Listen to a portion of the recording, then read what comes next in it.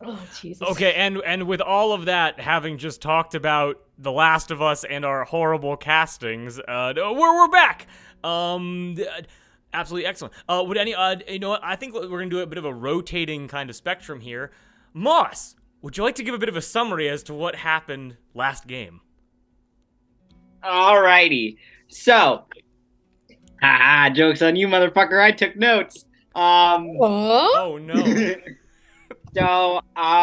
what happened was we were on a ship and we were fighting, and Cowrie got pepper sprayed real bad. Um, it did Her happen. and Arthur, who was in a corset, aka mimic trap,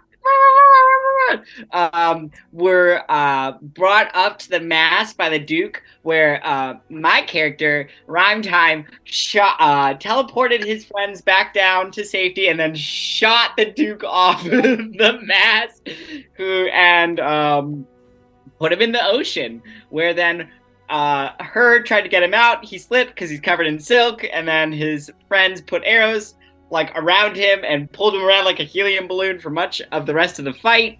Um, Arthur was trapped for most of it because he was in a corset. Olive was super smart and did a illusion or something like that to get most of the crew to flee. Yorda was just fucking clutch the whole time. Got himself a human shield and then cast hold person on the Duke, preventing his escape and a chase scene from happening. And then my boy landed in the ocean, but got pushed out by her when she cast Tidal Wave. And then Olive, being yet again the smart one of our group, found the quartermaster and started a parlay with her. And I checked out I basically gave him like a TSA pat down the Duke of all his magic items. I let him have them back of the hand, of course, of course. Yes, and something about Sailor's Pass unification front with her and the Duke, and yes, that's what I have. Did I miss anything? No, that is completely good. Anyone else want to add anything else that was important? Gab, we miss you.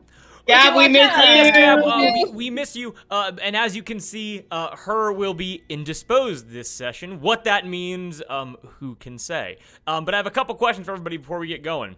Number one, can we all hear the music? Everyone can hear that? Yeah. I'm not in the chat. Hang Okay, everyone that is My in the chat, brother can in you hear the music? Christ. Music can be heard? I think so. Yeah. Yeah. Okay, excellent. Next question. Do we all want to play some D&D? Are we all ready to hop back into it? Yes, and yes, absolutely wonderful. Then with that, let's all take a deep, cleansing, and calming breath, and let's hop right into it. Sound good? Yeah. All right, everyone please join me.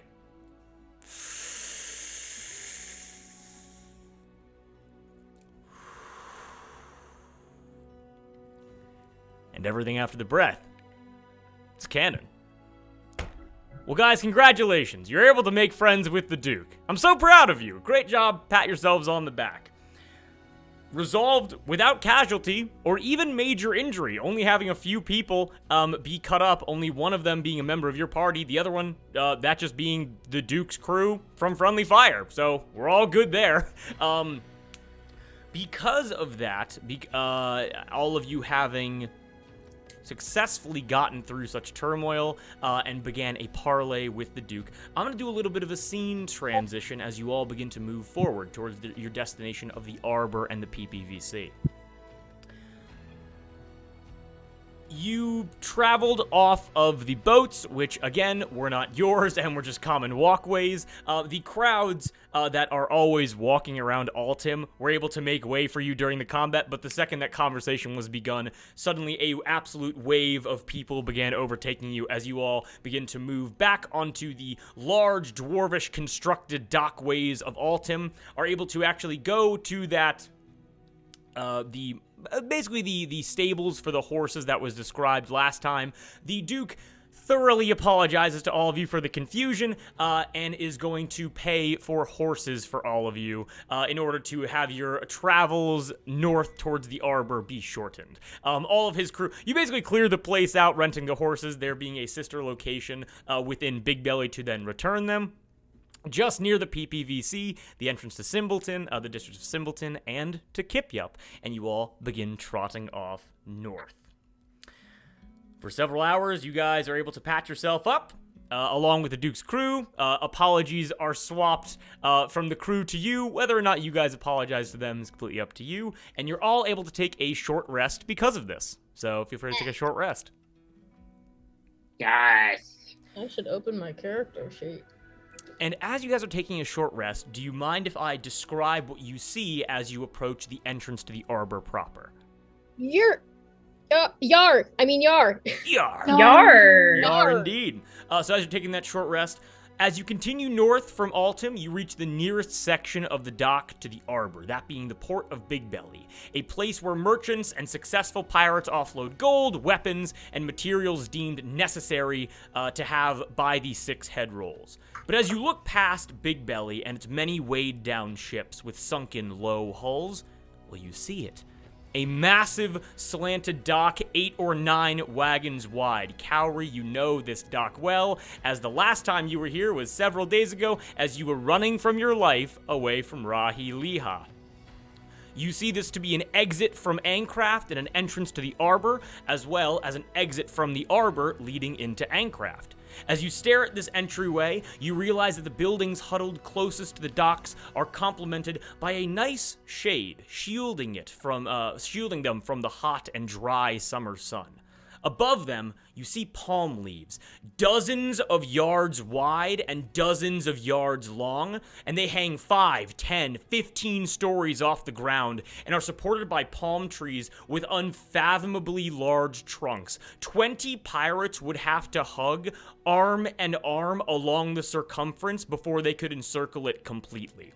Your eyes gaze down from these massive leaves to see apelings swinging from leaf to leaf, branch to branch, grabbing onto loose vines, leaping and tumbling into houses built both into and above the palm trees.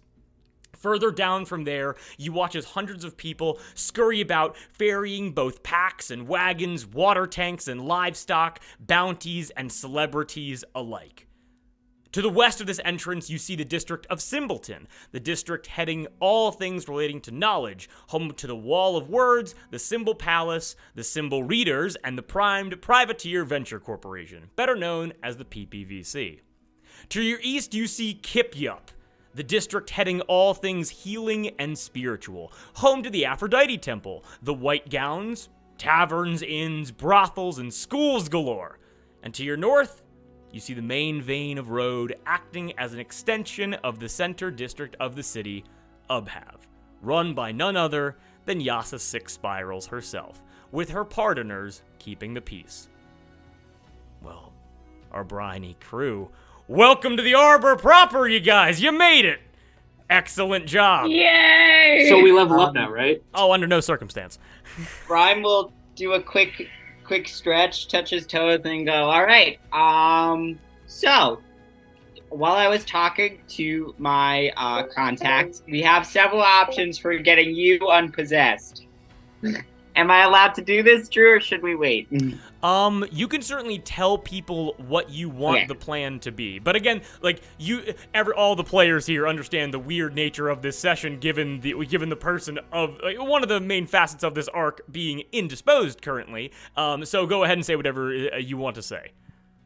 Rhyme is just gonna be like, all right, to get you unpossessed, we have 2 main options, at least that I know of.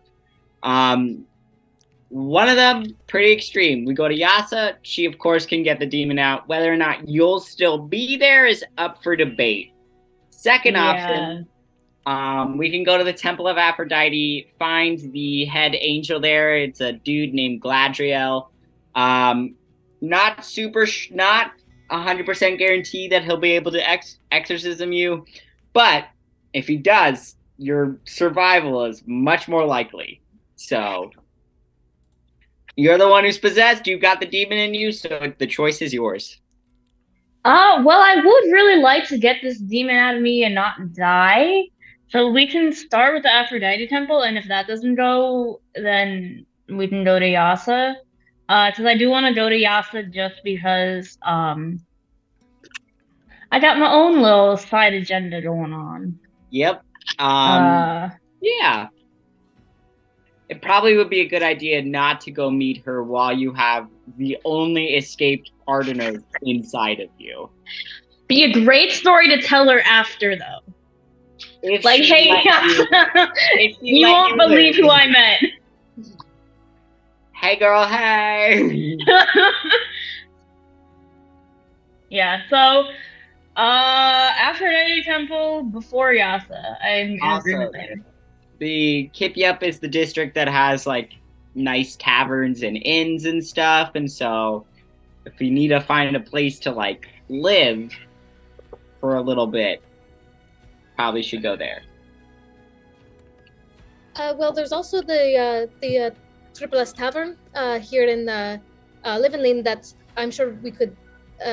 Well, I don't know if we could get the discount, but my family owns it, so easy place to get in probably. And my parents said they had a contact who could help with the exorcism, as it were. True. So, but plenty of options. Above game, real quick. Do we all know the stuff that Cowrie learned from talking to Gordon's demon? Oh yeah, I told everybody. Yeah. Got it. Yeah. So then I will say to Arthur, and if when you talk to Yasa, maybe to get on her good side, let her know that one of her pets got loose. I don't know if I can get on her good side. She's complicated. Her relationship with Eden is complicated. If she doesn't kill me, I'll be happy. If it's not If too she short, tries to kill you, we'll just kill her more. that's not possible. I admire your bravery, Cowrie, but that's almost impossible. Why do you all have so many people that just want to kill you all the time? It's kind of do crazy. you not? I'm I not don't. here at least, so we're okay for now. Kind of. I don't know. David, I'm a nice guy. Hey, Ophia doesn't. Well, I feel that's Sophia not just probably. me particularly. That's all of us. Oh Guy no, first nemesis. Good Rocky congrats. is super putting out a bounty on Yuri. you, me, and her. So Oh, that's you're right, fully you're not right. true, my You're friend. in the club, buddy. You're in the But club. see, you Welcome. guys put that on me, so it's not my fault. Like, I would also say that like after a certain point of traveling, it gets hard to be walking a city and say, all right, who doesn't want to kill me? So, you live and you Half learn. the fun. That's half the fun. Mm-hmm. Absolutely. Arthur, if it's not too far for me to ask, what exactly did you do to get on Yasa Six Spirals' bad side? Me? Yes. Oh, You don't have to personally, answer. If it's too much, you don't have to answer. I'm just want to get the Personally, sense of I- what, you know. well, I didn't really do anything. It's a long story You don't for have to, another day. yeah, you don't have to tell it now. Just before we meet her, it'd be nice to know what we're walking into. I've never met her personally. I've only heard of her. Yeah, I'll give you the backstory before we meet her officially. Thank you. As all of these conversations are happening, your mounts, the Duke's men around you, the Duke himself, you all begin riding up this large slanted dockway, and you're able to hear the trotting of horseshoes on this black stone suddenly becomes as the horses then begin trotting upon sand. I mean, you have made it to the Arbor proper. The city has begun. But as this is happening, as you guys are now basically set in front of these three districts, these three different avenues to go down, Yorda, your mane, the hair of your mane begins to stand up. Give me a quick perception check with advantage.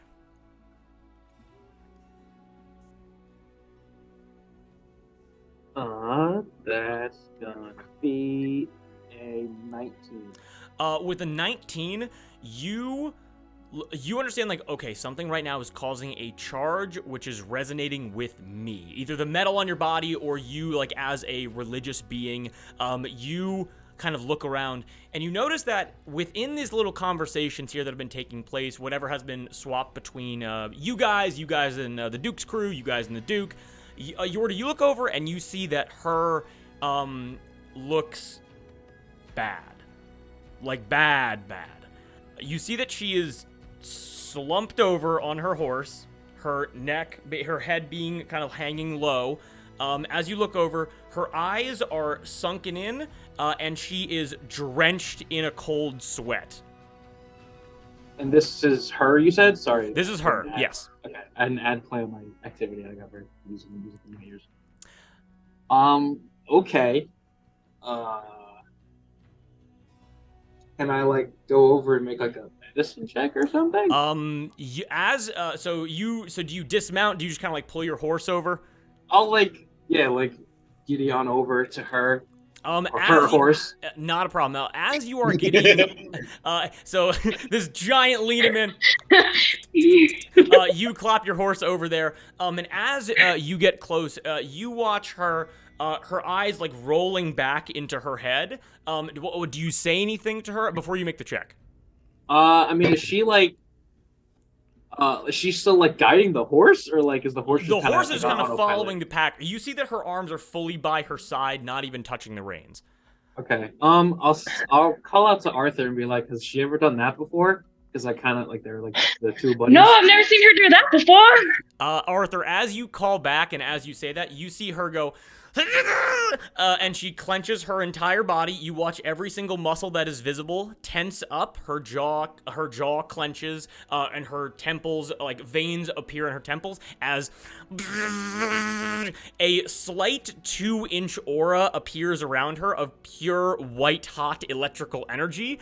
Yorda, could you please give me an animal handling check to see if your horse freaks out? Oh no! I was like, she's not an animal. What? I super thought it was gonna be for her. You're all right, girl. That's a 7. That's a 7. As this is happening, Yorda, you are bucked backwards, flat onto your back as your horse rears up and just begins sprinting forward, just frightened by what just happened. Anyone that wants to make associated checks may do so now. What do you guys want to do as this happens? Can I make, like, insight or something?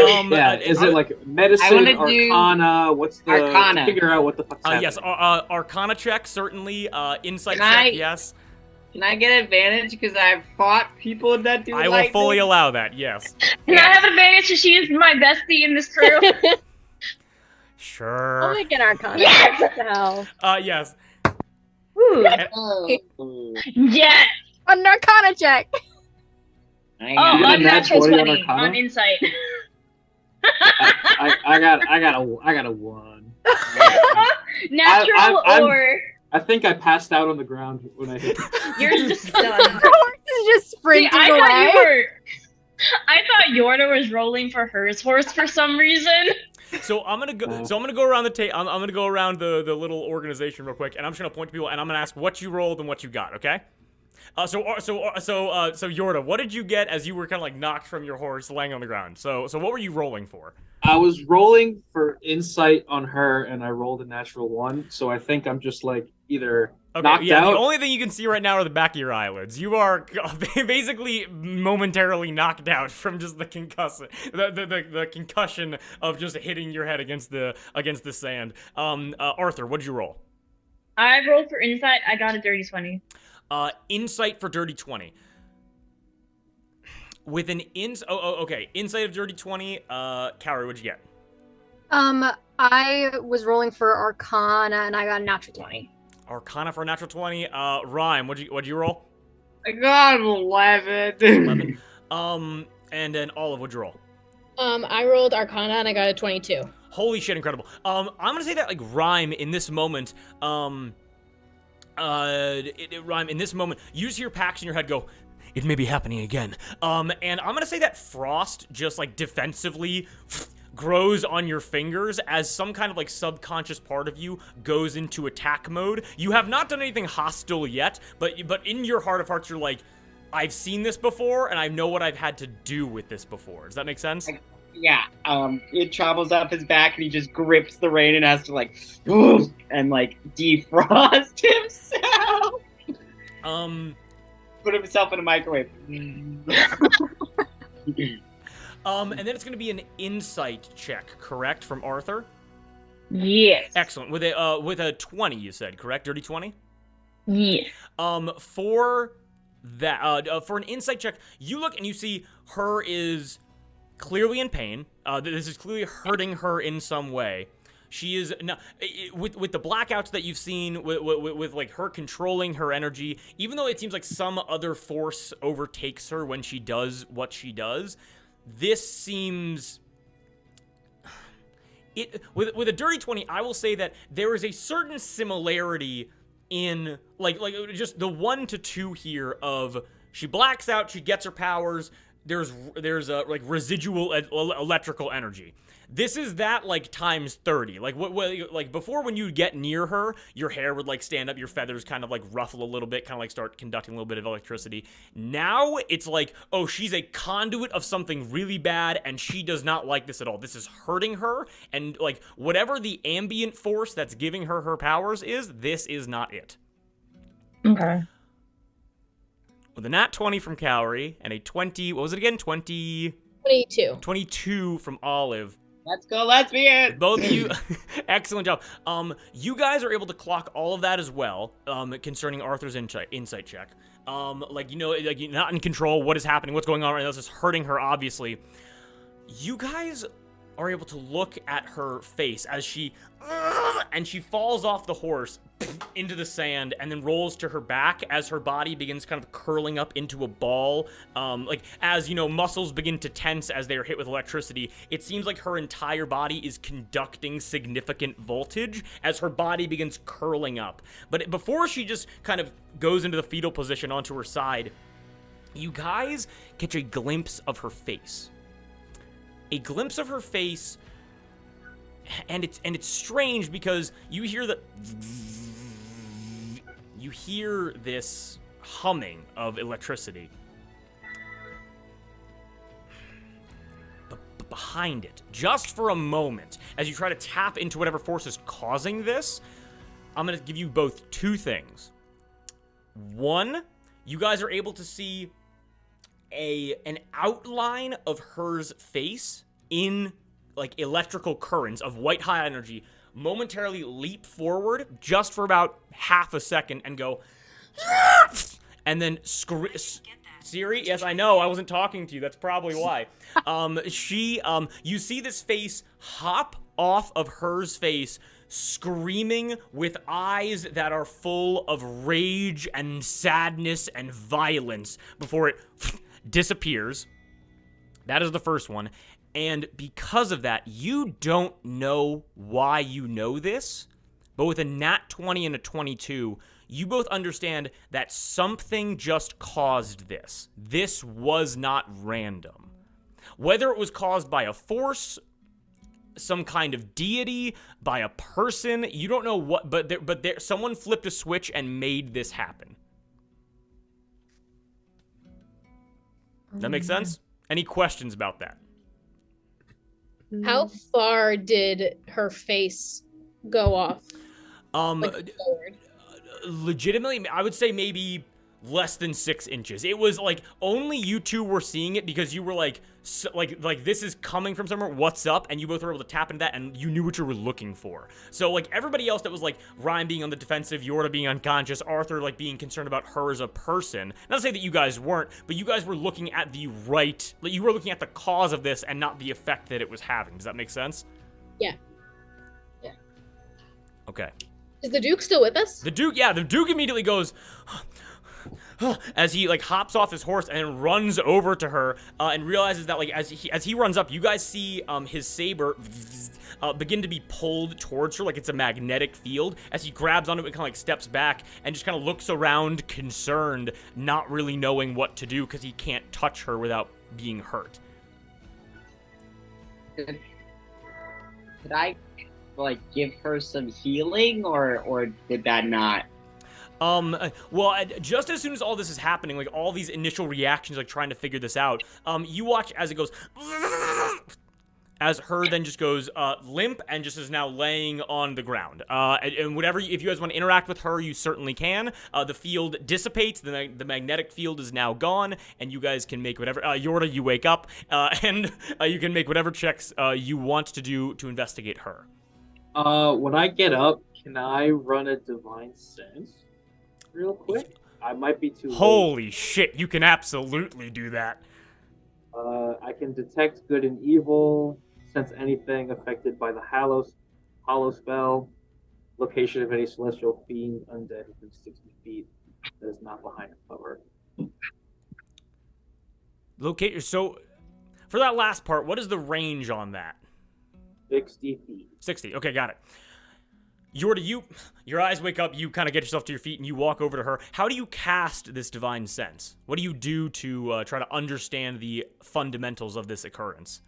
I'm assuming we stopped, so I'll kind of go up to her horse, like go up next to her, and like I'll kind of like, because my mane kind of like fizzled up, almost like stood on end. I'll kind of like put my head on her chest or something, or like her leg, whatever.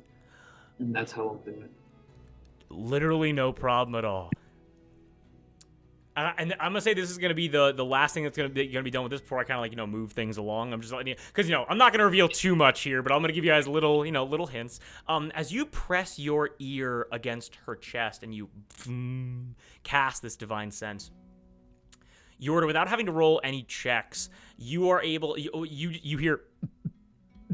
You're able to hear her heartbeat. She is still alive. She is knocked out completely. And you understand that similar to... you all would understand. Similar to what happened with him, she just got to sleep this off for a couple hours, maybe a day. You can pump healing to her if you want, but she's not going to be able to wake up until, like, her body just naturally heals from this happening. But as you press your ear to her chest, you hear almost as if... Picture yourself in a dark hallway and someone is running at you screaming. You hear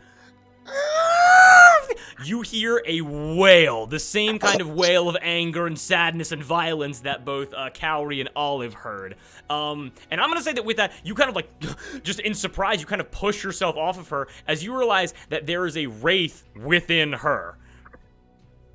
Can I cast the cantrip shaped water and just douse her? As you cast the cantrip shaped water, you're able to kind of like run over to like a nearby barrel, and you just quickly take out like a little pocket of water. You watch as, give me just 1 second here. You watch as the water is just above your head, you watch as a musket ball enters into it, immediately causes this little, like, formulation of water to boil and evaporate. You look over towards where the sound just came from, and you are able to see a sight which you have not seen before. Let me quickly grab my little descriptor book here to tell you what you I'm see. concerned. We've What? been jumped. No! There's so much happening. I'm literally came out of my thing. I'm trying to help my friend. Stop I shooting. Arthur came out of the corset and was like, "What happened?" And like all this, and like all of this stuff is happening. It's like her falling off her horse. Your horse is gone. Just to I reiterate what you all see, and for anyone that's going to watch this back, Rhyme, you look over and you hear a woman say, "That's enough magic now, I'm thinking." You are looking, and I'm going to say that everybody here would recognize her. Cowrie specifically, given you just busted up her window. You're looking at Phoebe Goldtooth Squall, a Fire Genasi woman, maybe 50, 60 years old. hair like a burning cannon fuse. You watch as a ring of orange is traveling up and down it at a slow pace. Her hair being mostly mostly white. As it travels down, it turns the hair to black, and once it reaches the end of the ponytail or the braid, the orange ring heads back up and turns the hair from black back to white. She has black pants, black boots, a low-cut, a shirt with a low-cut chest crevice, which reveals a chest tattoo of a burning ship. A tri-corner hat, and she storms up to you with probably 15 of the largest pirates you've ever seen, all wielding muskets and grape shot cannons and battle axes. As she strolls up and goes, now, she's just confused. She look and she goes, "Now, right, you're gonna be putting down the magic now, as I'm not sure what you're trying to do.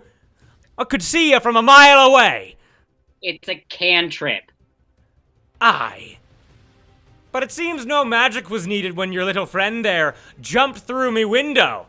There are many conversations that need to be had.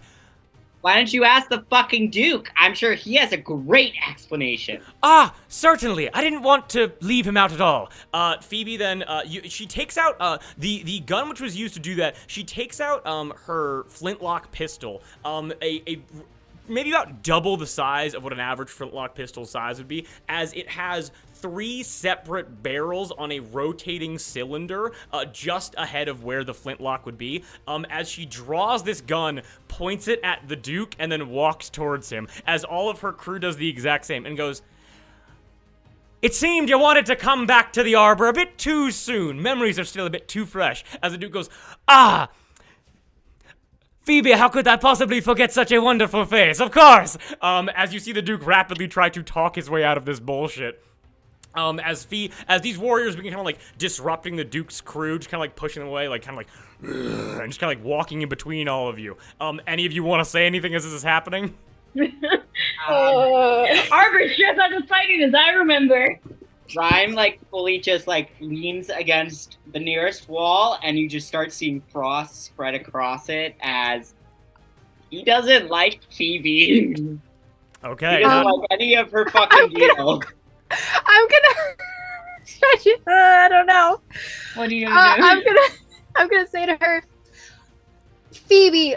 I know things seemed a little dicey between us and the Duke and Rahi, and there was a bit of confusion in your office. But we're talking it all out, and it's really all. We really think that we've got it worked out. And I'm gonna cast Charm Person.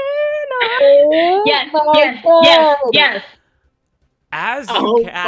As you cast Charm Person on her, you look at her braid, turning from white to black, and you watch as you just kind of like, and we can work this out. As you say that, you watch as the little orange ring of her hair moving up and down her braid. You watch as it is extinguished, turns her hair completely white as she goes, "The silver tongue won't be working for you this time, Cowrie. But I will say that a few things are gonna happen now." She has her gun now up under the Duke's chin, and the Duke has his hands above his head. As she looks down to her and goes, "Seems she's made a return too." "Certainly. Well, what's gonna be happening now is this. Me and my fellas are gonna be taking the Duke here. Isn't that right, Duke?" Everyone please give me an insight check. Would love to. Did they have like a one-night stand and a went Natural 20. Everyone's exes. Oh Everyone is Everyone's exes. exes. What was this for? Insight? Insight, yes. 22. I rolled it. That one. Oh, Yeah, no. honestly, Olive, I'm gonna say that's understandable. You are freaked out immediately. You have always been greeted with open arms and lots of help. It's like this is the most hostile welcoming you've ever received. Okay, Yeah. I'll be like, so who here got like above a 15? I got a natural 20. Nat 20. Or 22. Yorda, what'd you get? 12. I'm busy looking at the fancy gun. Yeah. Rhyme, as you're just kind of like leaned, you're just like unsurprised as all this is occurring around this. You understand that as Phoebe is saying, like, Duke, isn't that right, Duke? And like saying this to him, you realize that Duke is not Duke LaCroix's first name. That is a pseudonym which he goes by to command respect. I Rhyme had assumed. Oh yeah, he's also not the proper Duke LaCroix from Alatur. Like you know, all that stuff. Yeah, obviously. Well, like, because yeah, he's not. That will be explained in time. I'll save that for later. Of course, no one wants to know about that. We crushed their hopes and dreams. There's another Duke LaCroix out there. Like, come on. Yeah, there's another Duke LaCroix. Well, honestly, here's the thing. I'm looking at 5 uninterested players who do not want to know what I'm talking about. So I'm just gonna move on. So are there like different Duke LaCroix, like different flavors? Like there's a strawberry one and like a tangerine one. I think this is the strawberry one. He's wearing red, right? Yes, wearing Does seem a little fruity. Okay. And also, by the way, I know you're all very interested because you're wonderful players. But to be totally honest, I'm not going to give away all the Duke's secrets. So, you know. All right, then. Keep your secrets. Phoebe looks around and goes, all right, so where was I before I was rudely interrupted? What I wanted to say was this. Oh, I'd be happy to talk to you, Duke. I'd be happy to talk to you for a long time. And I want to talk to your fellow captain here for a while as well. And I think I'll be happily having you as guests until whatever just happened with her is sorted out. And you know, I think it would be remiss if we did not give some sort of compensation so that her fellow crewmates could go and enjoy the libations, don't you think? As the Duke goes, I think that is fully agreeable, given my hedge. I will sit on whatever chair you want me to. He's just fully just trying to negotiate for his life right now. As Phoebe goes, perfect. She goes, she whistles, stuff starts happening, and she goes, what? As she looks over towards Olive. Sorry, Miss, Goldtooth Squall, ma'am, as hers crew, where are we allowed to know where you'll be taking her and if she'll be safe, ma'am? Certainly, yeah. She looks at you and goes, actually, give me 1 second. Yeah, she looks at you and goes, Olivine Terraborg.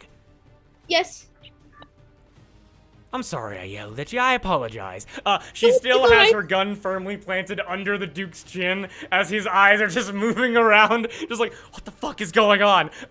As she looks over to you and goes, now, if you want to know where to find the Duke and your friend as we take them in, we're gonna keep them real safe. We're not gonna harm them at all. Just look for the building with the scaffolding. And she points over towards a building, a large wooden banner on the front that says Prime Privateer Venture Corporation, PPVC for short. It's a large 4-story building, elevated up away from a dock. A dock, which you were able to see, is covered in floor to ceiling with just paper notices. It looks like the notice board you saw in Rebound times 1,000. This is like it's just all of the possible jobs that you could possibly see. Gun still under the Duke's chin, goes, yes, and you look for the building, and with the scaffolding, as you look back and you see that there is scaffolding erected, where a large semicircle glass window once was, that is slowly being replaced with panels. That's my bad. That's on me. Sorry, it certainly was. She kind of looks back and goes like, now, I'm a very busy woman, so I'm going to get back to work. But, again, it'd be very unfair. She looks over and goes, Throg! You see, like, a ginormous orcish man, shirtless, 2 giant hand axes, goes, ugh, and just tosses a leather satchel, directly to Olive's feet. You want to pick it up? Yeah, I kind of like flinch back a bit, having something thrown at me. But yeah, I can I pick it up? Yes, you can. You pick it up, and you were able to see 20 gold pieces inside. Oh, thank you. Whatever is this for? It's for you to find yourselves lodging and drinks to kill time, before she's gonna be okay. Because you're certainly not gonna come rescue her, right? Because we have very important conversations to be had in private, right? Right, of course. Little does she know we wouldn't want to have so interrupt much business. money. She's looking directly at you all and goes, yes, of course. And it's like nodding along with you, like making sure that you kind of understand. Right, of course. No, we wouldn't want to interrupt your business with Miss Goldtooth Squall. Might we know how long your conversations would take? Few hours, maybe a day at most. Come back tomorrow or maybe at sunset, and we'll see if she's feeling all the better. Right. All right. Absolutely excellent. Wonderful. Well, carry on then. We won't get in your way any further. Perfection. And the last thing, she looks over to Cowrie and goes, and as I know you probably can't resist finding more chaos within the city streets, and she's gonna shove, she kind of gestures for you to walk over to her. I'll walk over to her. She walks over. I'm you just see- smiling. I think this is great. She pops open a little like side satchel she has right underneath her holster, and she takes out 3 pieces of paper and she shoves it into your chest and goes, "See if you can keep yourself entertained for a little bit."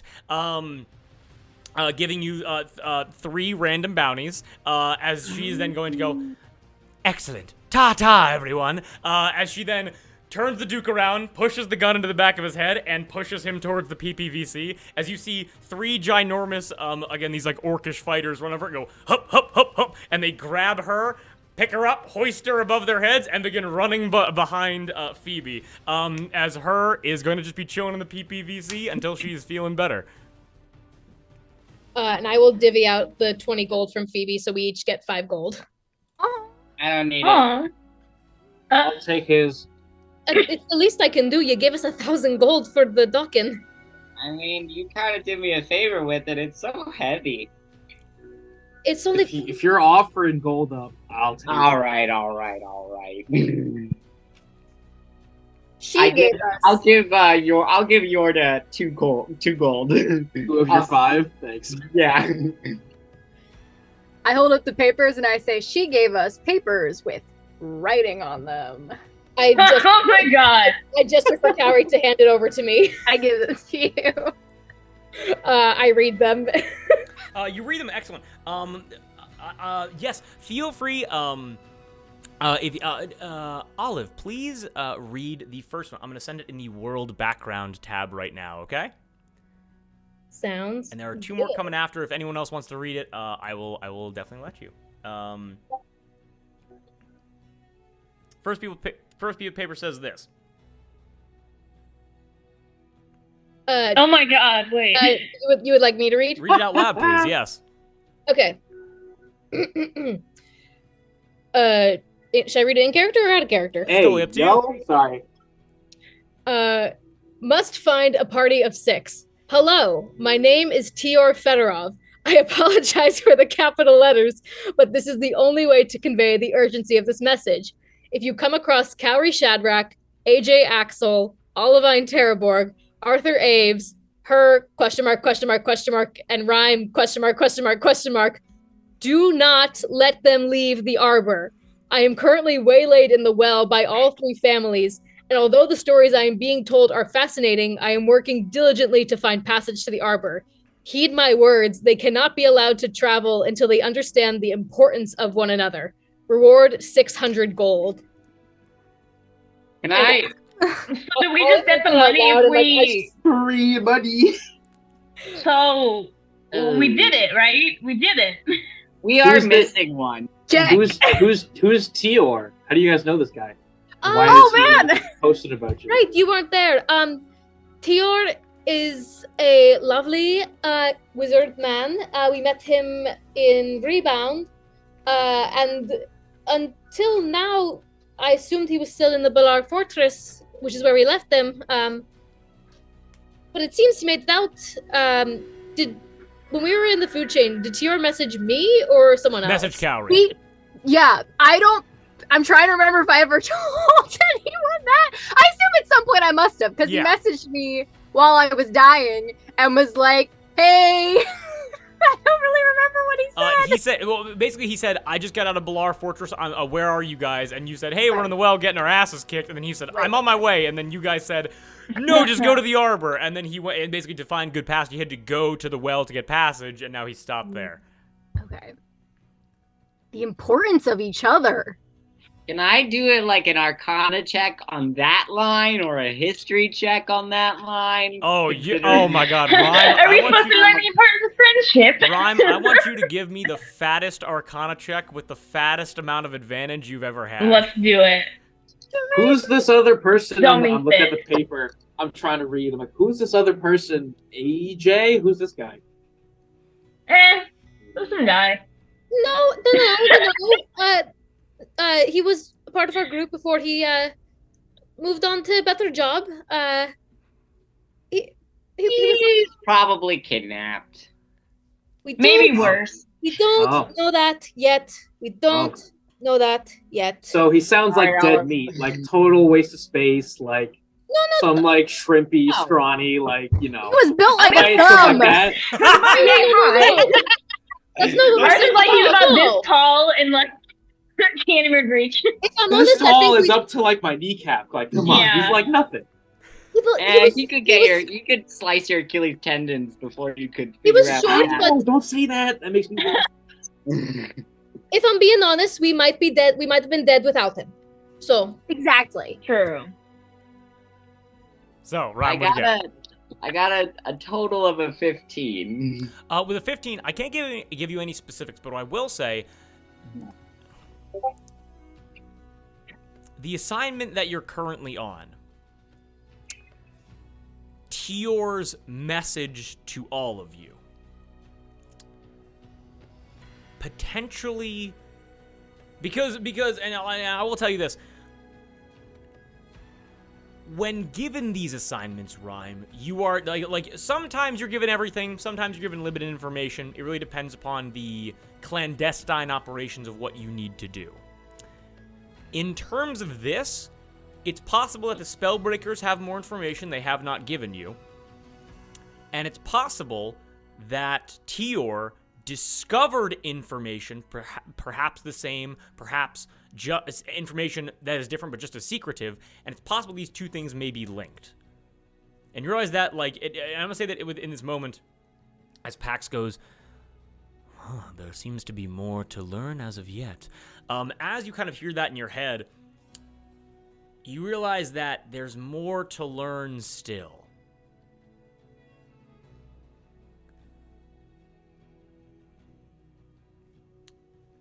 With that, can I send the second one? What does the other one say, Olive? one second. It's very clumped together. Oh, and I'm gonna say as you're kind of like shuffling the papers there, one of them kind of like escapes from you, and then just the wind just kind of takes it and just presses it into Yorda's chest. Nico, would you mind reading the next one for me? Sure. Wow. This one says, "The head of kings must roll. Emin, the Wall King, has claimed himself king of Livenleen. The Arbor knows no kings. Bring me his hand. Reward 1800 gold. Netlocks." Fighting words.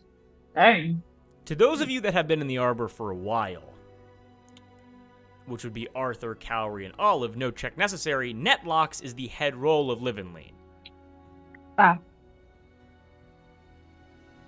Can I roll a history check about this Emin person?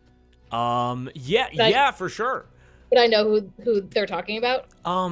Certainly, yes. And I'm gonna say, Cowrie, make the same check. Make the same check with roll these history checks with advantage. Yes.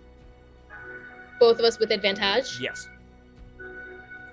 I read that totally in character. That's why I struggled reading. It's all good, no problem. 23 history. 23. Excellent. Kara, what'd you get? You are totally muted. I got an 11. You got an 11.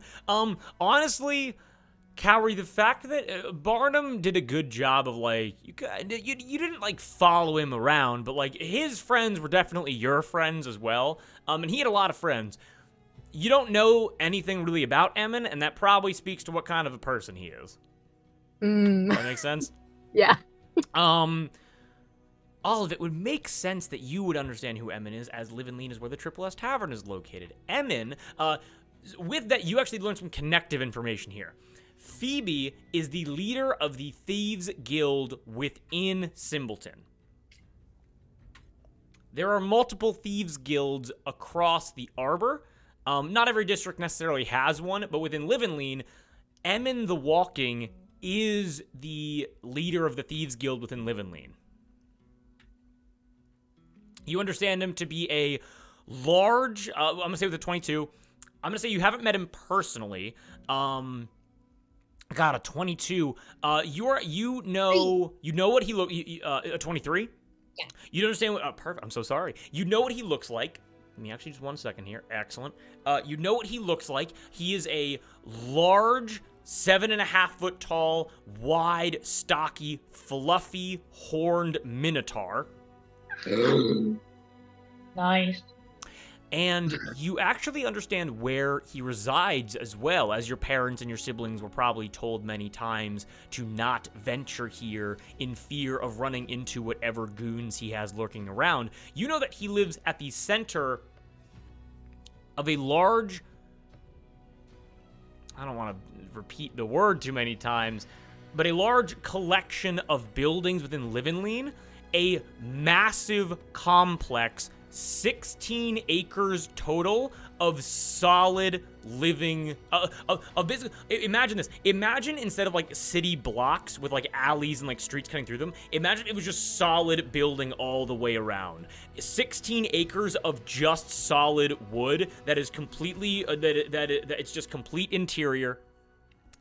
With a single spire coming out, almost like a cone resting on the entrance, with like kind of like moving up with a central spire at the top. You understand this? You know that Emin resides within Complex City.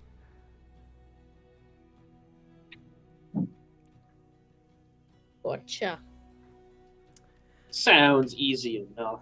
And then I'm gonna say for the third one, Wind takes it again and it presses into Cowrie's chest. Cowrie, you're not really one that's great at reading, but the second that you see, like, this makes no sense, but we're in a magical world. The second that you read the title, you have perfect English comprehension for the duration of this note. Can you please read? You could say rhyme helps Cowrie sound the words out. Also, but can you please read to me the next thing which I'm about to send? I'm so concerned. Okay, let's see. Let's see. Oh, where is it? World background. Who doesn't like music? Everyone loves music. Who doesn't like combat? Everyone loves combat. Which means that everyone plus everyone, I love this, is going to love this Full Moon Festival's special attraction, the Battle of the Bards.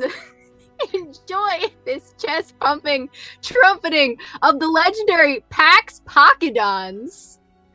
Listen to the sensual We all of Cinta Pleasure and his apeling entourage.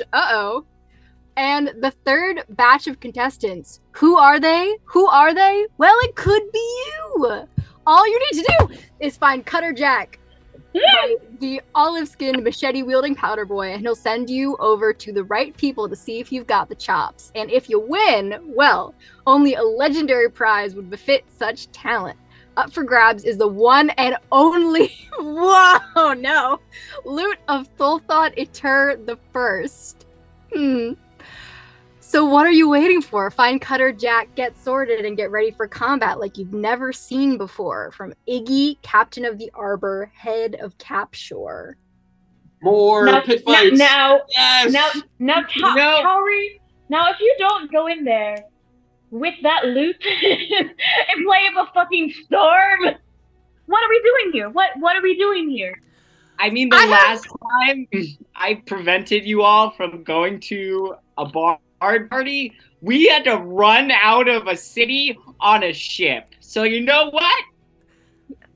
Let's do it. Let's do it. I was about to say, I absolutely would love to do this. There are a couple of possible issues. What's What? wrong? Would very much like What to do you see mean? these Pax's Pachydons. Is it spelled P-A-X?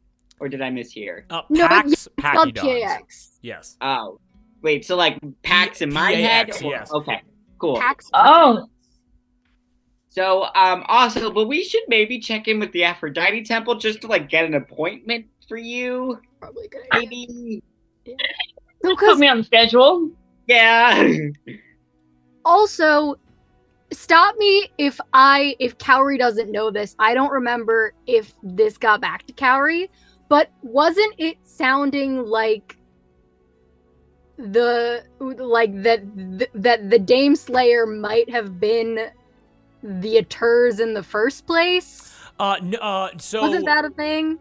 Excellent It was question. I sifting. will happily clarify. Not a problem at all. So back when you guys were originally when you guys met Cinta and Thulthauditor the 21st, I believe, for the first time, the first thing that Cinta said was, "I'll get your loot back for you." At the time, you all assumed it was LOOT, like there was some kind of treasure or robbery. You all now realize that although the Dame Slayers is Cinta's completely, like it is simply too new, it's not of Dwarven construction, the loot which is currently up for grabs has to be the same loot that Cinta was talking to Thulthaught about. And I will tell you all this for free. You guys would have to assume that Cinta was in the Diamond Club of the Wealth Temple, specifically because Thulthauditor the 21st was hiring him to get this loot back. So if you guys wanted to fuck over Cinta Pleasure again, this is a perfect avenue to do it. It's And the You third, know- payback, revenge time, motherfucker. and the third thing which I will tell all of you is within the notice, Arthur, as you kind of mentioned that to Cowrie being like, you absolutely have to. It said Pax Pachydons. It said Cinta Pleasure and his apeling entourage. You get the feeling that this is a battle of the bards, but is quite literally a battle of the bands, where there will be full bands on stage battling.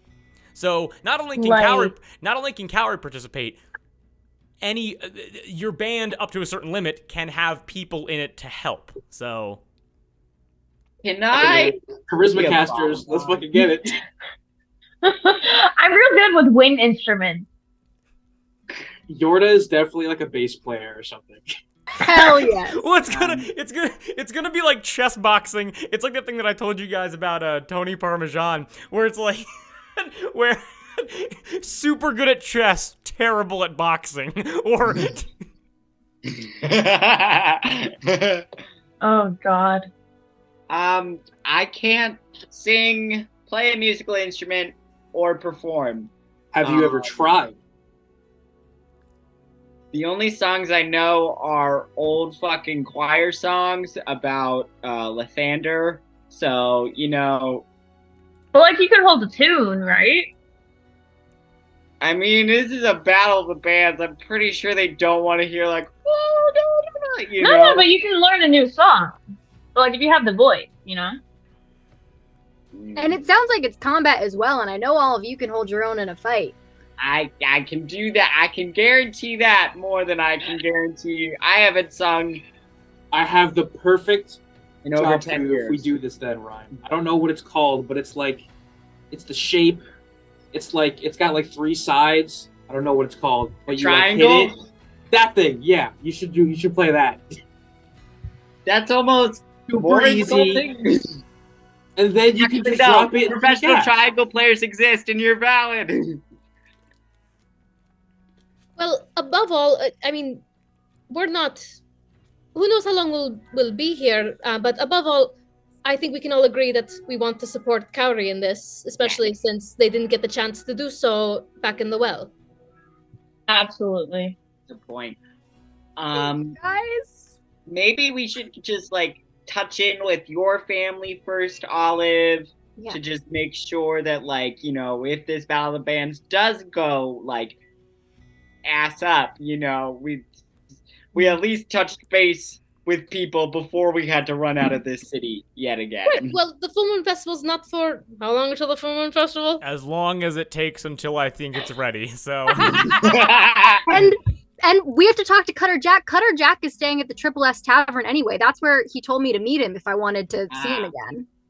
And in my experiences at full moon festivals, it's a pretty contained environment, which isn't saying much given it's a pirate town, but I don't. Well, I think it will be all right. But we have plenty of time before we even need to think about this battle. But we can definitely talk to your friend and get the room at the Triple S Tavern. It'll probably be one of those baloney non-lethal fights too. But like, I'm holding out hope that here maybe not. But also, Olive, your parents might have another option to get Sandman out. Yes, we'll see. They not directly, but they know someone who potentially could help. But it's worth pursuing, I guess. Yeah, let's go. Honestly, the more options you have, Arthur, the more informed choice you can make. So, hey man, I once heard someone say, "I'm not here. What did he say? I'm here for a good time, not a long time." I don't know who said it. Some guy.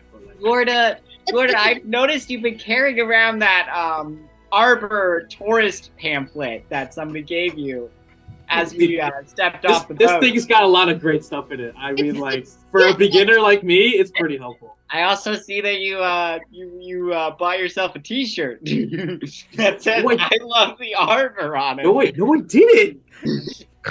Yorda, you were looking at this tourist map, and as you were kind of just like absolutely not. You're just kind of looking around. Luckily, as established, although you cannot read that well, imagine giving a map with words on it to pirates that are illiterate. That is the most backwards thing I've ever heard. This map has different sigils on it, like shields and armors, and you see like people like stick figures punching each other, and like swords, and like very illicit pictures of body parts, and like it basically based upon the images here is pointing people to like certain things. So like a brothel is here, a tavern is here, a weapon shop is here, but you just have no idea what you're walking into.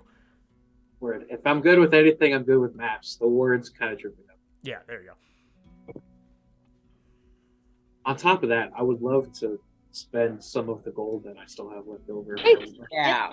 I was just going to say we have at a shop. We have Miss Goldtooth's gold. We might as well use it. And yeah, I'm done. You all should get healing potions for yourselves. All right. Right. Follow me. Ooh, okay. Yeah. I will lead the way to Live and Lean, to the Triple S Tavern. To Live and Lean, absolutely wonderful. Just give me 1 second as you guys continue traveling. Who can't heal themselves above the table potion? Are you for real? Are you for real? I think her can't heal. Yeah, her probably. I know, but that's just so funny. Her probably can't either. Yeah, that's Listen, none of us are clerics. We love Olive. We love Olive. I'll heal you so much. I will heal you so quick from a 60-foot radius. God. I will think about it. I'll heal you 2d4 at most. I'll heal you 3d6 or 2d8, you know? If you guys just want to DPS the bad guys, I could just be a field medic and run to everybody and shove potions in your mouth. This is doing great for Olive's not feeling like a burden complex. Rhyme will just hand over his healing potion to Olive and say, "Here." No. You need this more than I do. I got it. No, I swear to God, I do not. All right, if you insist. Yep. Is it a greater healing? It'd be minor. What is it, Drew? It'd be minor. Okay. Can we say it's moderate? No. What? Damn it! You just do moderate healing potions. I don't know. I think it's like minor potion of healing, and then like goes up in tiers from there. Why couldn't it just be a nice potion of healing? Yeah. So as everyone is doing those like inventory transactions, if you guys want to stop into a shop of some kind, just let me know. But do you mind if I pontificate real quick and give you guys a bit of a description about Live and Lean? Just to set the tone, I'm not going to do this every single time, but each of the districts of the Arbor have a descriptor, just so it really like each feels unique, and I can give you a full vibe check of the place so you know what you're walking into. Sound good? Yes. Yeah. Excellent. So just allow me to begin. Nice. As Thank you you. begin to traverse the most western main road of the Arbor, the fastest way to get to Live and Lean, the perfectly segmented, low-built buildings of Simbleton begin to give way to something larger, something cramped, something densely populated beyond the comprehension of those that have not seen it before. The first thing that you realize is that gaps between buildings become distant memories. Alleyways and cut-throughs still exist, but instead of being wide open things, they are cramped passageways, some large enough to fit 6 standing side by side, some so small that only one person side-stepping could slowly inch their way through. However, every single one has a similarity in that above these alleyways and cut-throughs, there is not open sky, but plank and board and rock, as if the buildings themselves, to maximize space, have built into one another as opposed to around. City blocks and segmented neighborhoods are entirely replaced. You are unsure if you are staring at thousands of buildings or simply one. You watch as the skyline of Live and Lean jumps up and down, with some structures being a mere 2 stories tall, while their brothers and sisters leap and reach high into the sky, some even having their penthouses disappear into the tops of the palm trees above them, as if an unforgiving sea of crashing waves has been captured in a cage of wood. Although these structures stand tall, some definitely need support, because just how best friends will lean on one another after a long night at the bar, some of the largest structures of Live and Lean must slant towards each other, resting their sides on their partners, making your muscles tense and your faces wince, knowing that these duos may fall any day now. Distracting you from such thoughts, even as you're gazing up to these buildings, you're able to see street rats and acrobats graze the rooftops, climbing up walls and ladders, swinging on clotheslines and rope swings, seemingly having mastery of the odd architecture here. And below them, it becomes difficult to move as these main streets are packed to the brim with people. Thousands upon thousands of tourists, of guests, of residents flood the streets, invading shops and restaurants and all possible points of commerce. Your eyes are overloaded with the diversity of people here, of the clothing, of the wares being peddled. Your nose is making it difficult for your feet to trudge on, as it is trying to pull you in every possible direction, undertaking the impossible task of identifying and cataloging every aroma emanating from the overabundance of cuisine around you. Your ears hear such a range, from swords clashing, pistols firing, and windows breaking, to bells clanging, merchants heckling, pirate crews laughing, and shanties being sung around every corner. But as you endure and as time passes by, you make your way towards the Triple S Tavern as you realize you have entered into Live and Lean proper, the residential district of the Arbor, home to over 300,000 people. Can I just say, Drew, well done. Thank you. Yeah. That is so good. I hope you guys are ready, because I have something of equal complexity and equal description for each of the main areas. As just a quick break, as I said, as I said before, I had to kind of reorganize stuff because Gab could not join us. Gab, we miss you very much. But it is a great way for me to introduce Live and Lean and give you guys a taste of what is to come as things get more extravagant and piratey. Great world building. Oh, well, thank you so much. I deeply appreciate it. Mwah. You're making me blush. Anybody want to stop into any shops, any taverns as you guys are moving forward, or just straight to the Triple S? Yes. Oh yeah, I would like to go to a smithy or a forge, someone that has like armor and weapons, stuff like that. Literally not. So Smithy and Forge. I'll just say that if you guys want to like move as a pack into a shop, the store that you will come across will have a wide selection of goods from items to weaponry to shields to pets if you want them, whatever you desire. Sound good? Yes. Yeah. As you guys move forward again, like yahar, people swinging above you, like you are all just tensely holding on to all of your bags of money, as you have to imagine this is a pickpocket's wet dream. There is so much shit everywhere. What's up? Rhyme just pulls out like his bag of holding and says, "Put it in here. Put it in here. It's literally a fanny pack I buckle across my chest. Put it in here." I know it's a good idea, but Cowrie is hesitant to take anything off of their Also person. valid. If you can't tell, I don't care about money. I'm not gonna steal it. If you care, that's valid too. It's just, it's literally like right here, just like a Put in. buckle See. right here. Also, Yeah. do you guys like my new turtleneck? It's good. It's a good nice, yeah. Thank you. Let's see. I'll give you 500 of my gold for insurance. Okay, you just keep it on you, like in your tab, because Yeah. Rhyme's just holding on to it for safety. Yeah. And Rhyme will also like roll down the turtleneck a little bit so his tattoos are more visible. Okay. He'll channel some of his magic into them to make them like flash and appear more metallic, so they're more noticeable. So like people know who they're fucking with when. Perfect. All right. And I'm gonna say like as like Rhyme, as you kind of present this, like you want to present an authoritative figure, very intimidating. Can I just go around and just real quick, just get like what are the vibes from everybody walking into Livenleam? Some for the first time, some after a long amount of time. Arthur, what are you feeling coming back to Livenleam as we've established, like, being from the Arbor? Wherever you lived, I shall let you decide, but you've definitely been around this area for either trade or for friends or whatever it happens to be.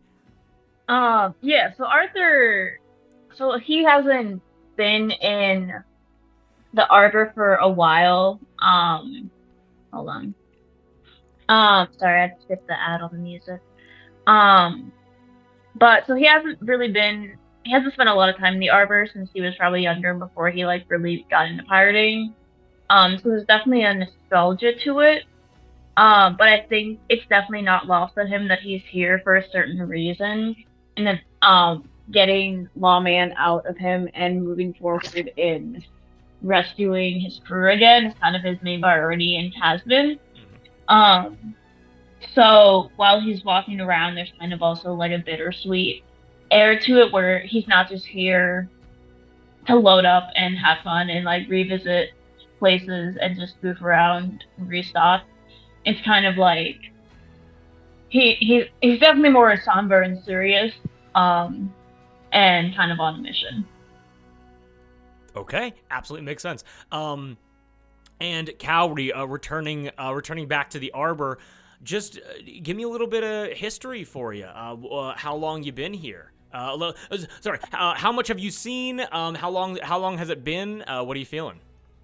Oh man, it's probably been Cowrie has probably been here within like a year or two, like fairly recently.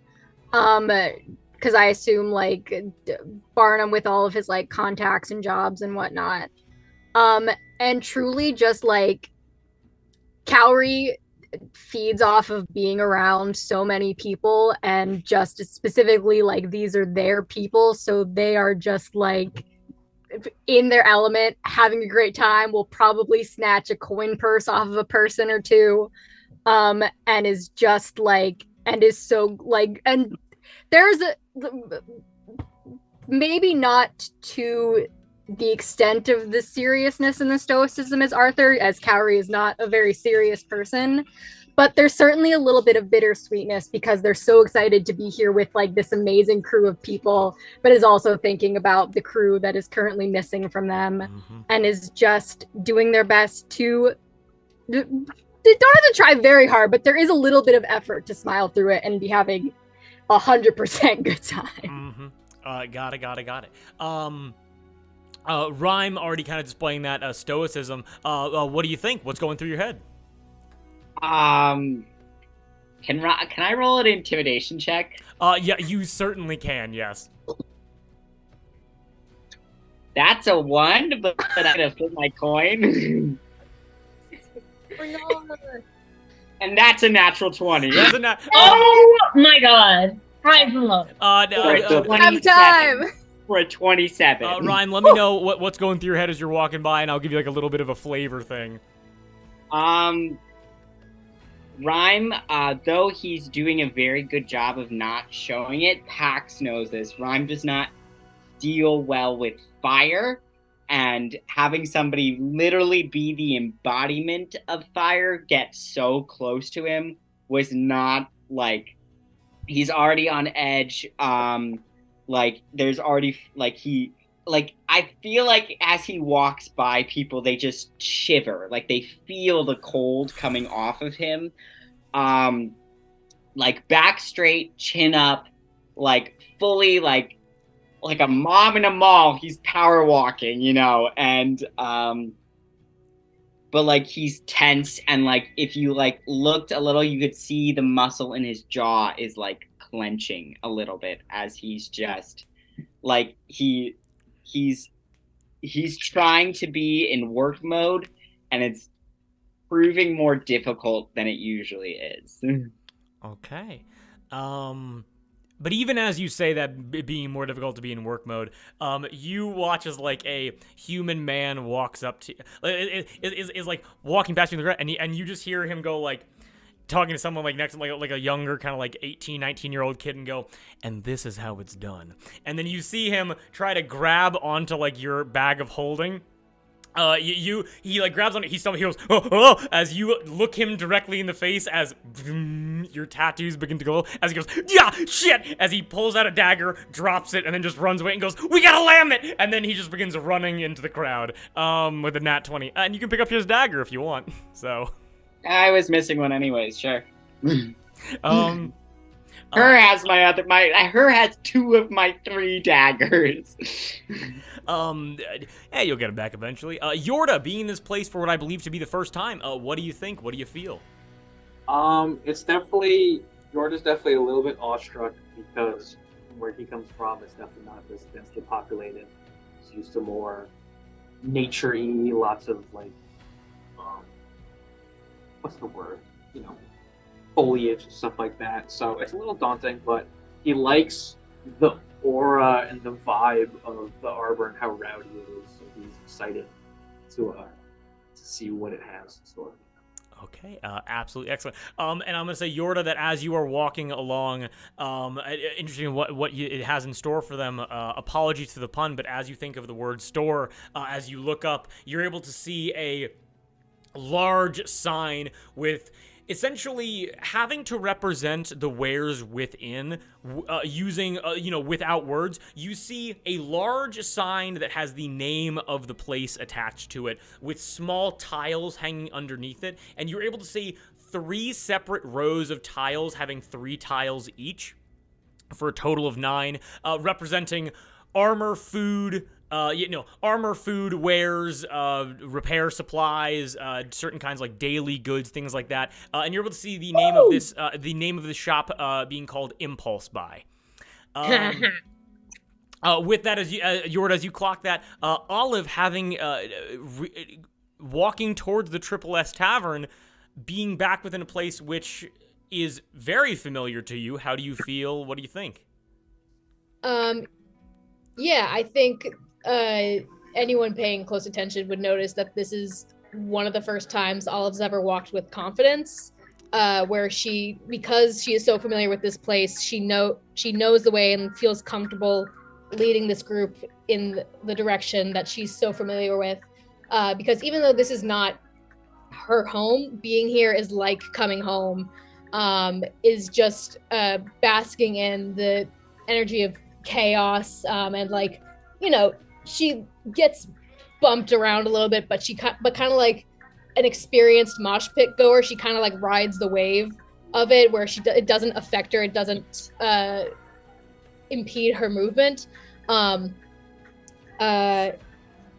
Yeah, is just very happy to be in a familiar place. Absolutely excellent.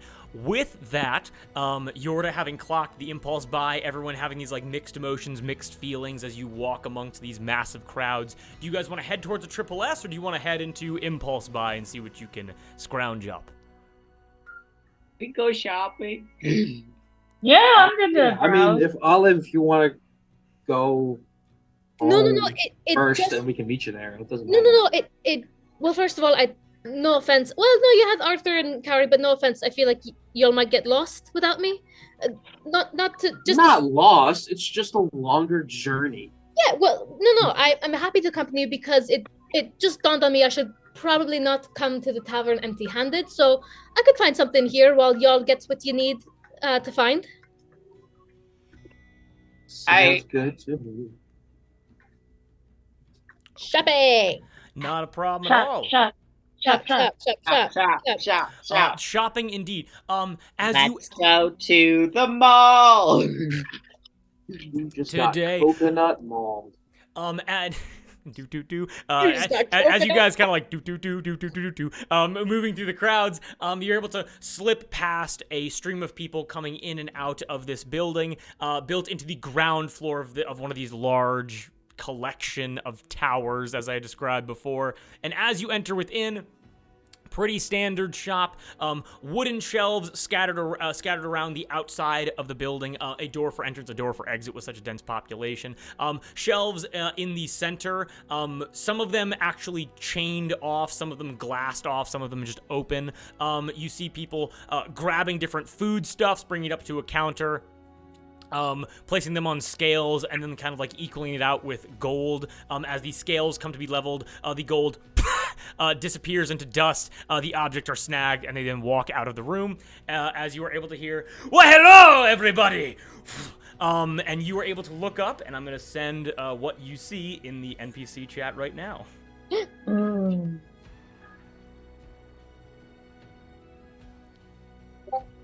NPC chat in our Discord. Yep.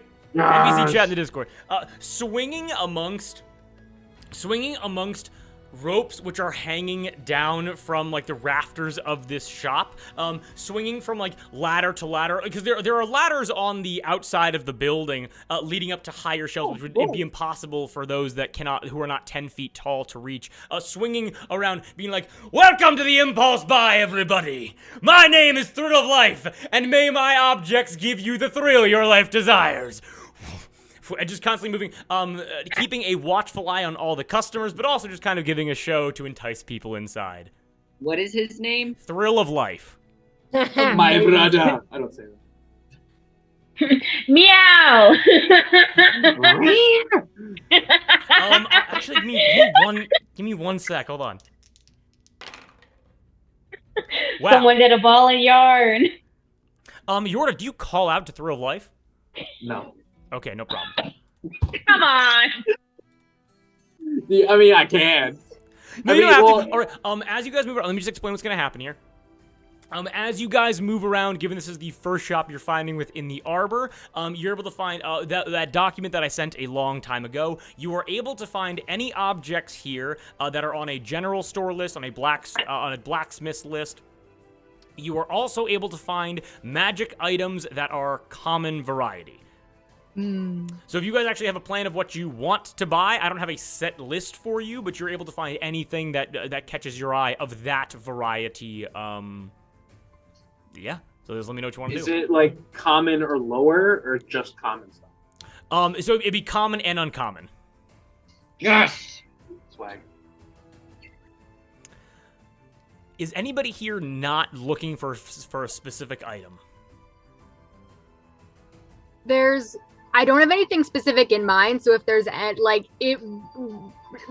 if there's nothing that you had prepared, then I can just look something up. But if you're saying that as like, oh, there's things to catch your eye, then I'll gladly like look around and see what looks Oh interesting. no, I'm just saying that in the sense of like, given we're about an hour and a half in, if we all want to look through the dock and just kind of scan that and take a quick break, we can do that. But if someone is like, I don't really need anything, I don't really want to shop that much, there are role play abilities around. So is anybody not looking to do shopping right now?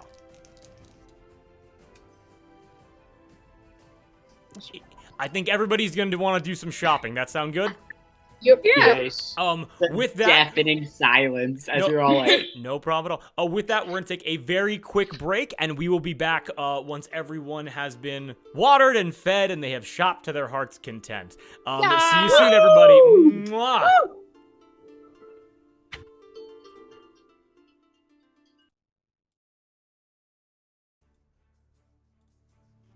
And shopping has been done, and we are back.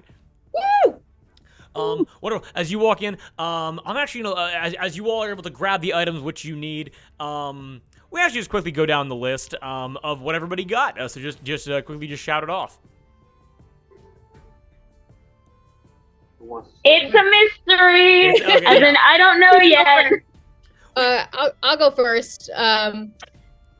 Olive bought for 200 gold Dust of Deliciousness. And she asked for 2 satchels since from what I searched it says it contains 6 servings. Yes. It contains 6 servings. So and she asked for a separate bag. She poured half of it into the other. So she has 2 bags of 3 servings of the Dust of Deliciousness. 2 bags of 3. Got it. Excellent. Calorie, what'd you get?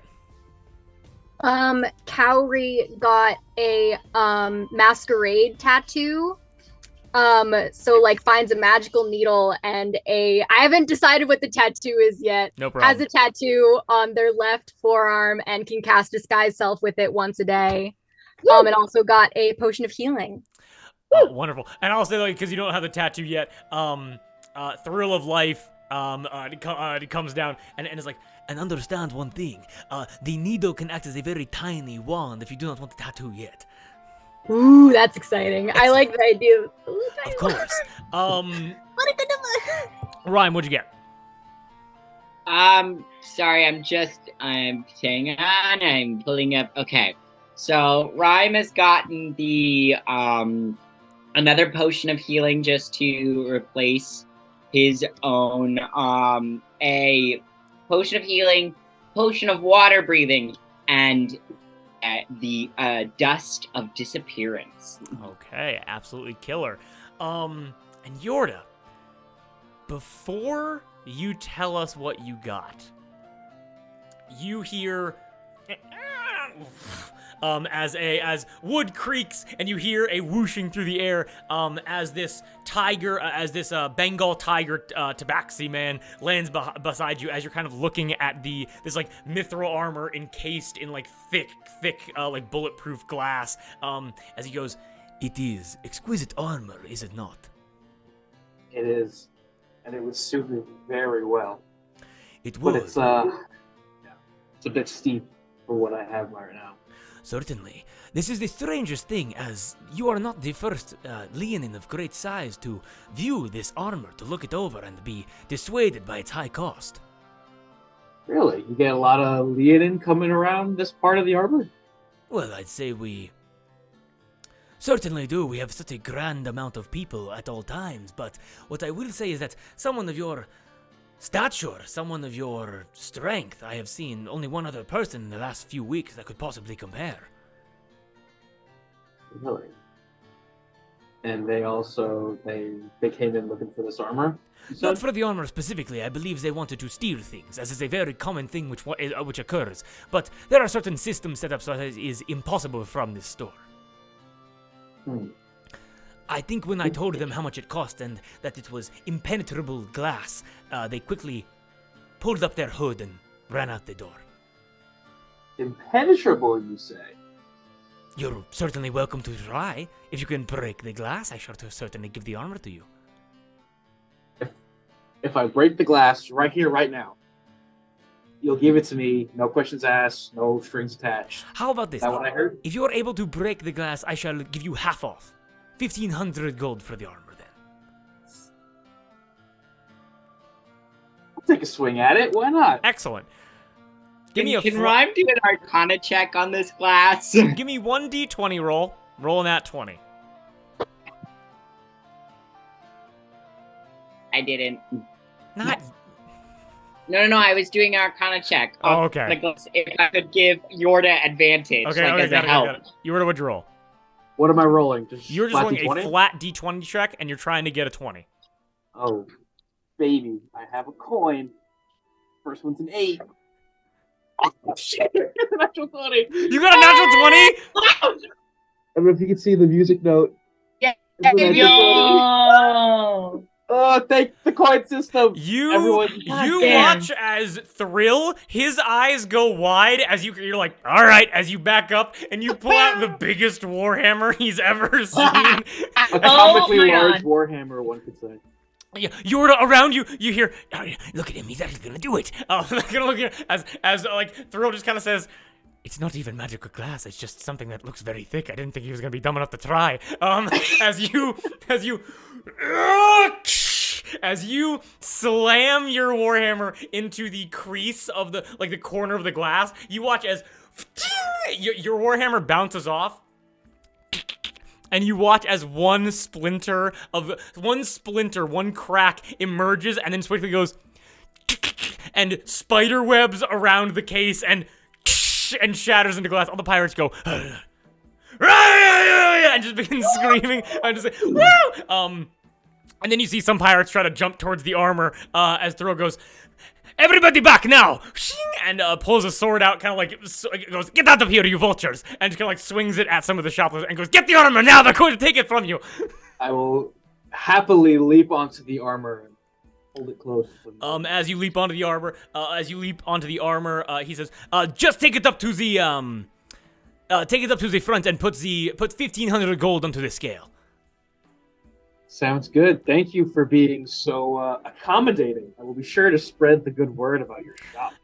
Thrill looks at you and goes, I am so incredibly happy that you have taken away one of my most prized items for half the cost. I am thrilled at that, yes, of course. And you should, because you have a valued customer, and I will turn around and go to the cash register. You kind of watch as Yorda picks up this huge armor that's surprisingly light over one arm, stand and all, and walks it up to the front. He looks over to you guys and just goes like, that was supposed to just be a display item. No one was supposed to buy that. I need to get something else to draw customers in. That sucks. That's a hard pill to swallow, but I played the game and I lost, so here we go. I'm sure. Holy fuck. Yorda is a himbo. 100%. Forever shall he be known as the ultimate. Okay, so you're not getting the so you're spending all of your money on the armor. You're not getting the +1 weapon, correct? Indeed. Excellent. So you now have 1,500. Now, of course, this is this is Frisian armor, which has been pressed in typical knightly wear. You see the same crown within a little. You see, in the center, very small, almost unnoticeable unless you're looking for it. A small little insignia of a crown within a circle, the same as on the Duke's saber. This came from the same manufacturer. And now you are able to have mithril armor for all of your money. As you all look over to. As you all look over to Yorda, Moss, have we established what mithril looks like when it's properly pressed yet, or can it have different forms? It can have different forms. I have an idea of what Frisian mithril looks like, but please let me know. I don't want to. Frisian mithril is unique, special techniques that are used to make it. I won't get too long into this, I promise. It has almost like a Damascus steel ripple. Am I good? It said my internet was cutting in and out. We can hear you perfectly, but you're cutting out. Oh no, but your video is cutting out. Cool. It's like this ripple effect, but it has in certain lights it has this blue, almost icy sheen over it. And yeah, it looks real good. It fits you perfectly. It's lighter than the armor you were wearing before, and as you place a hefty sack of gold onto the scale, it vanishes into dust. You are muted, and we cannot hear you. I say goodbye, my friend, as I put the sack of gold down, and then I say hello, new friend, and I put on my shiny armor. What is your AC now? My AC is now 20, and I don't have disadvantage on stealth checks anymore. Hey! Very happy. Perfection. Excellent. Woot woot. With that, we all good at the impulse buy? We all ready to head out from there? Yeah. Mhm. As you're all heading out of the impulse buy, you quickly, you just hear like, you hear ding ding, you hear bells ringing. People as Thrill goes, what in the world could that be? And runs out of the store. As you see like, pirates of all varieties begin kind of running after him as there's some commotion down the street. I love commotion. Let's go. Yeah, I'm Why not? I'm Let's following go. the crowd. Yeah. You rush to follow the crowd. You realize that the crowd kind of like looks over, and you realize that the commotion is coming down the street. All of you would know this is down the street towards the Triple S Tavern. I'm running faster. Running faster. Who's following? Me. Follow. Everyone's following? Mm. Excellent. So let me just give you a little bit of background on the Triple S Tavern before I kind of get into exactly what's happening here. No checks required. Let me just tell you what's going on. Sound good? Yeah. Perfection.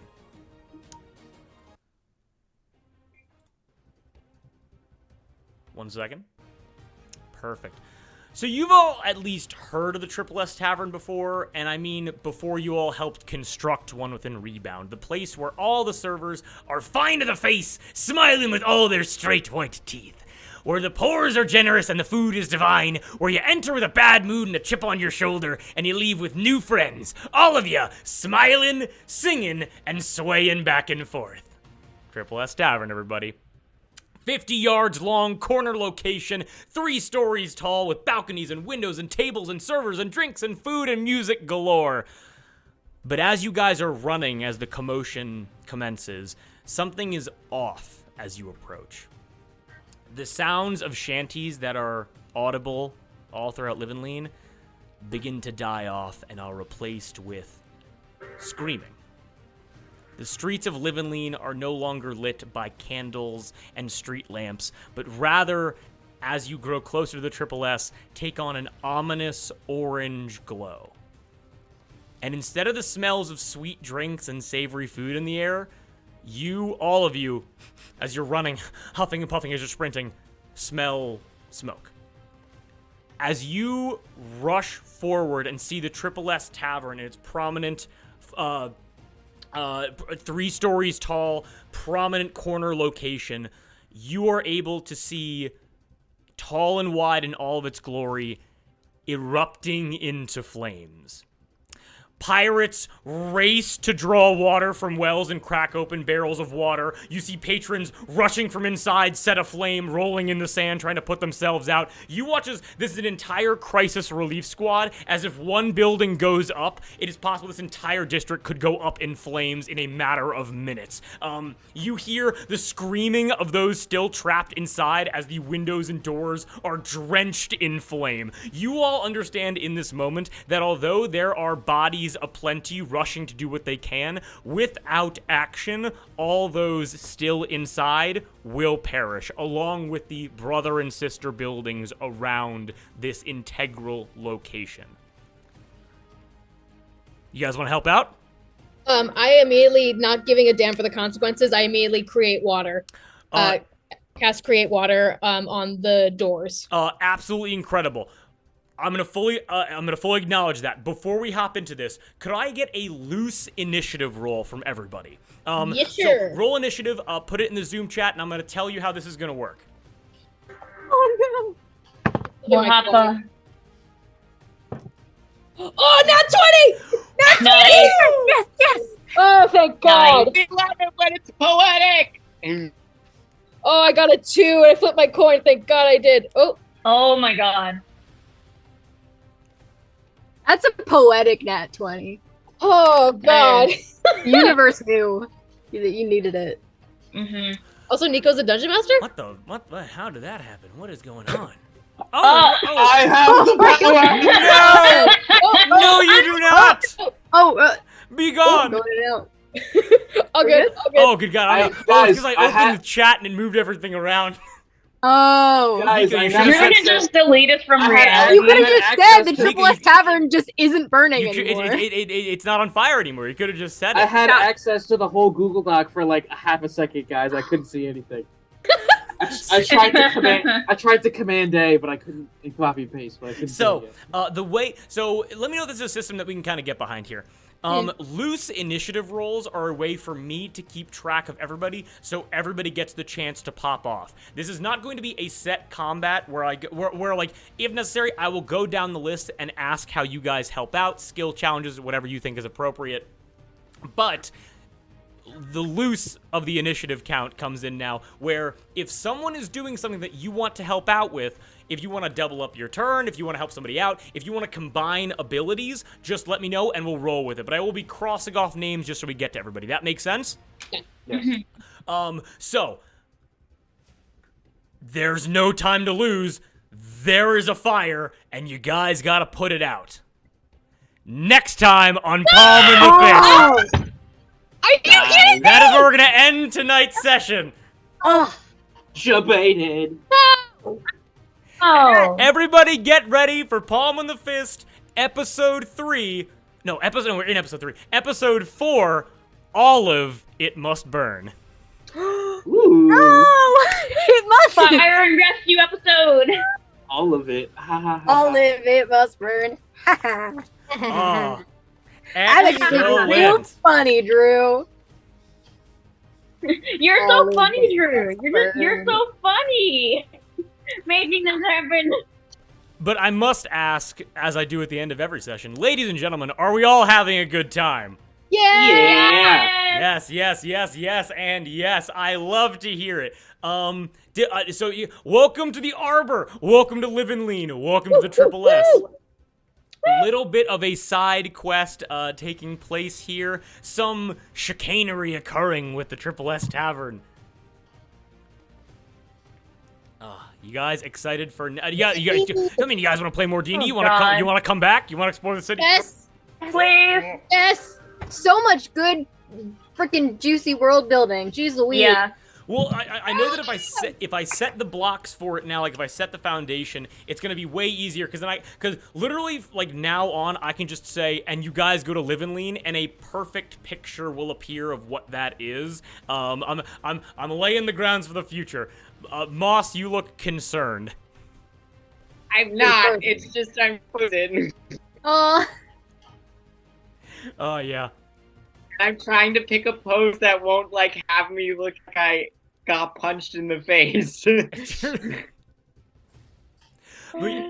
Yes, and I think we're coming in just shy of 2 hours, so a moderately sized, a nice bite-sized session. Pretty cool, pretty wonderful. Also, by the way, excellent shopping, everybody. Kate, you and I will talk about what Arthur wonderfully purchased before we got to cover that. But yes, a quick side mission to be completed. Anything anybody wants to say before we sign off? I want more now. Yar. Yarg. Stop trying to make us all orphans. The dice control that more than I do. Wait, all of you? Well, yeah. How many of us are? How many of us are We'll orphans? unpack that next time. We don't know. Check how many of us are orphans? I mean, I might be. Shit. We'll see. we'll freaking see. Damn, girl, I Depends bet on us. you- And also just for the general structure, just going forward, let me know if this sounds good. I want to have at least like one, like a couple fun events, or maybe like, or at least one combat within each district, kind of like showing off the unique properties of each district and like how people have like learned to adapt to like how weird this city is. And so this is like one little event of skill challenges and like a fun little interaction, which hopefully which might lead to combat. Who knows? Perhaps you received documents which hint towards whatever's going on here. But with all of that, I think we're going to sign off, everybody. Thank you so much for joining us if you joined us. And get ready for episode 4. It's going to be wonderful. Star! Goodbye, everybody. Star!